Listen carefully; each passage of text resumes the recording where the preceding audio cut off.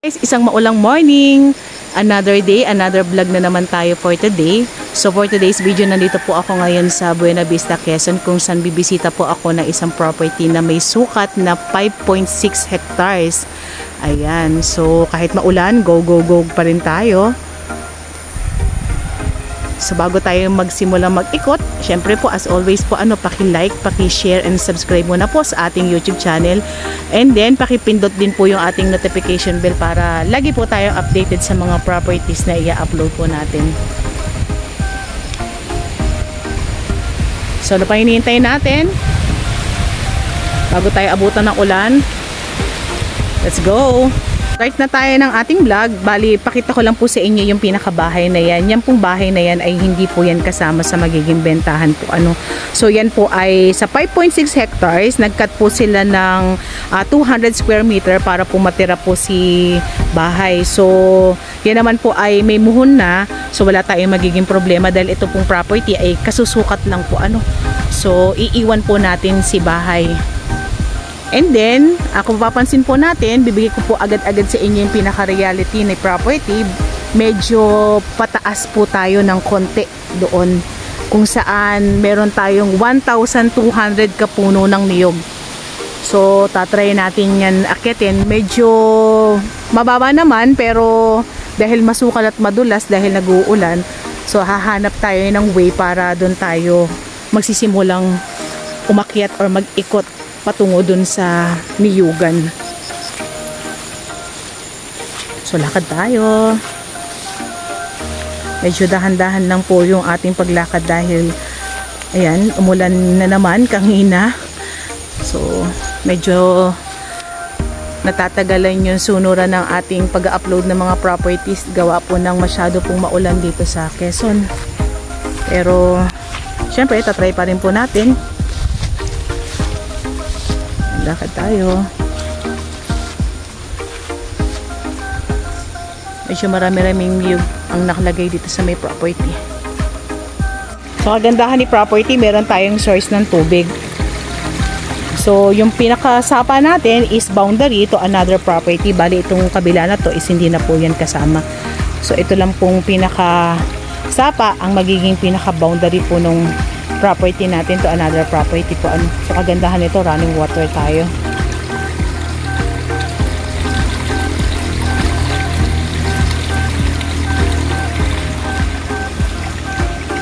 And then papansin natin dito sa part na to, ayan, ang dami nating mga mahogany. Meron tayong mga nara, ayan po. And then may mga fruit bearing din ako nakikita rito kagaya ng guyabano, and then meron tayong mga saging. Yan. So yan, ikot pa rin tayo. Lalakad na yung mga kasama ko. So dahan-dahan din sila at medyo madulas talaga.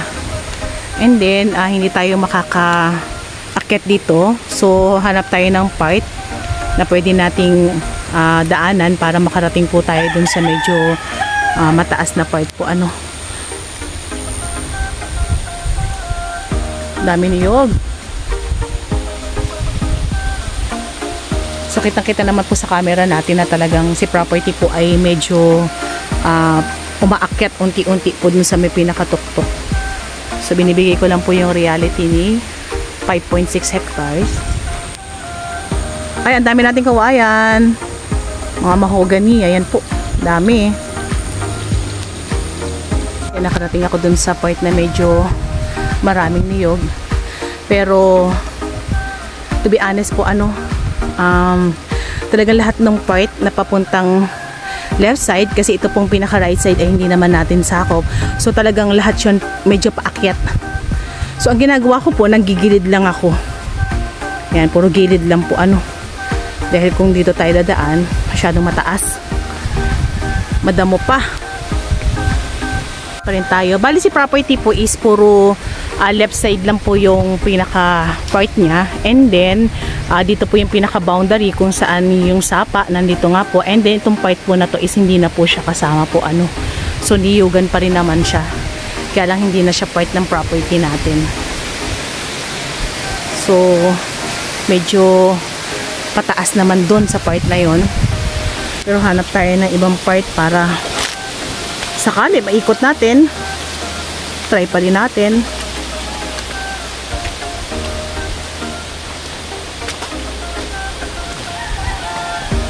Lakad tayo.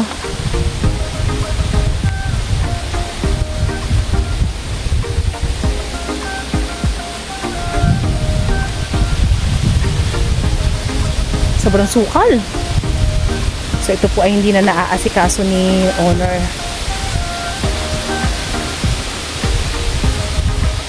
Yan, so bigyan ko na po kayo ng info about dito sa pinaka-documents ni 5.6. Bali ito po ay matured LOA for almost 20 years.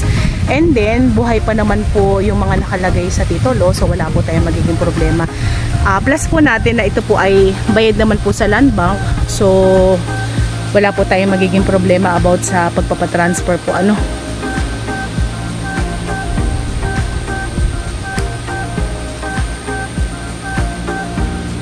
Medyo challenging lang talaga pag inabil niyo si property kasi talagang, to be honest po, talagang ano, medyo may mataas na part siya.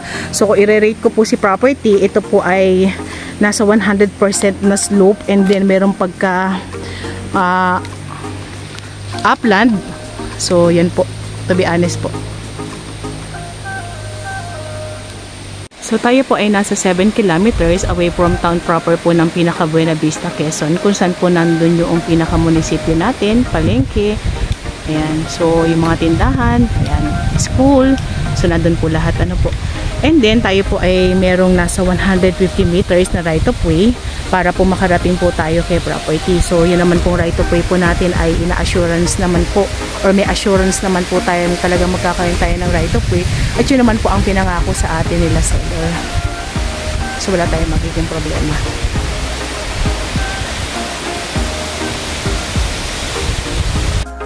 So si property po ay sagana din po sa mga hardwood, kaya lang hindi na natin talaga maaakyat, talagang upland na po talaga siya. So sa tingin ko, to be honest, hindi ko kayang akyatin. Medyo may kataasan po, ano, maliban na lang kung doon tayo manggagaling sa may pinakaunahan kung saan medyo mababa pa para makarating po tayo dun sa pinakatuktok kung saan nandun po yung karamihan ng mga niyog nila.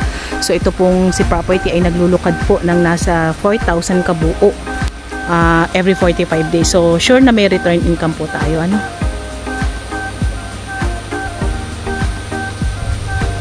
May kataasan na rin po yung ating mga niyog. Ang gandahan nito, marami tayong mga kawayan, ayan. So pwedeng ipang bakod or magpagawa po tayo ng kubo dun sa may mataas na part para mas maganda, overlooking tayo.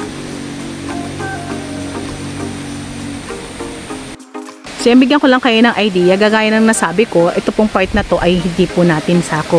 So kung mapapansin po natin, same po sila ng pinakatayo ng lupa, pero kagandahan po kasi nitong kabilang part is malinis.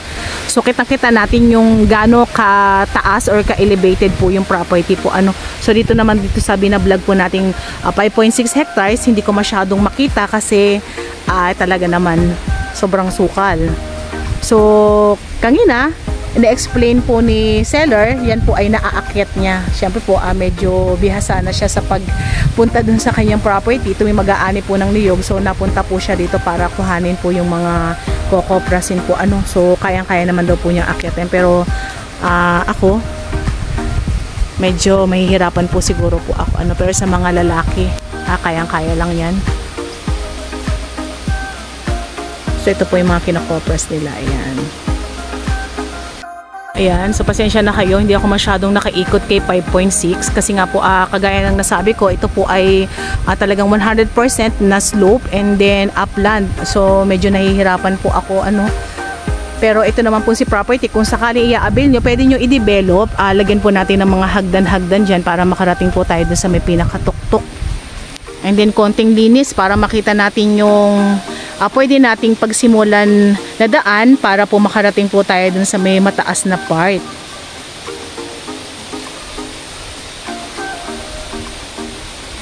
So yan, kung sakaling magustuhan niyo si property at kayo po ay manggagaling po sa Manila, so tayo po ay magta-travel ng nasa 7 hours.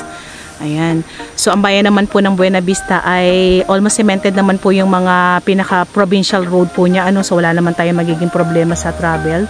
Napaka-smooth naman po nung magiging daan. And then kagandahan po nito dito sa Buena Vista, marami pong mga beach na white sand. So pwede po tayong mamasyal. So yan po ay nasa 8 kilometers po para makarating po tayo dun sa pinaka pwede natin pagrelaxan, kung saan nga po meron po tayo mga white sand na beach. Ayan, palabas na kami ng property. Pero bago kami lumabas ng property, price reveal muna po tayo. So si property po ay binebenta sa halagang 1.7 million. So sa 1.7 million, meron ka ng 5.6 hectares. Pero po si seller po ay magnenet. So wala na po siyang iintindihin kumbaga.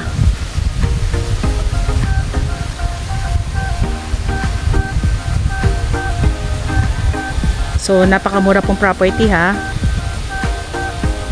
So avail na po kayo mga ka-farm lot.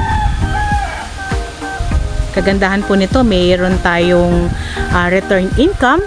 So unti-unti nababawi po natin yung ating ibinayad kay property.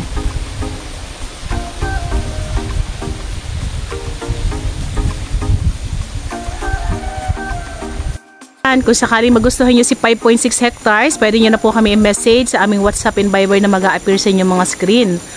So, dagdag info lang po, about dun naman po sa pinaka right of way natin. So, possible po tayo magkaroon ng dalawang right of way po So, kagaya ng pinangako nila seller, sila naman po ang mag-aasikaso nun. Pero to be honest po, yung ating right of way ay medyo i-develop pa po natin. So, may part na palalim, may part na pantay. So, yun naman po ay magagawa natin ng paraan. Pero si buyer na po ang magde-develop kung sakali po ng pinaka right of way po natin, para madaanan po natin, mapasok po natin si 4 wheels. And then, humihingi po ulit ako ng pasensya sa inyo at hindi ko masyadong naikot talaga si property. Medyo talagang masukal and then madulas. So, may mga part naman po talaga na pwede akong akyatin, pero mas uunahin po natin yung safety po natin. Sayang doon talaga sa part na yon, napakaraming niyog pero hindi natin siya nakuhanan ng video. So, lalabas na po ako ng property. So, by the way, it's me again, Olive, dito po sa Greenfield Realty. Kung sakali man, meron akong hindi nabanggit about dito sa property na to, meron po kaming description box sa baba. So, paki-click na lang din po yun.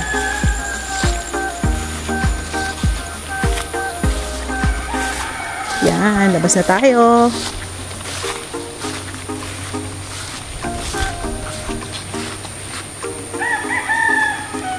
So, yan po. Thank you po.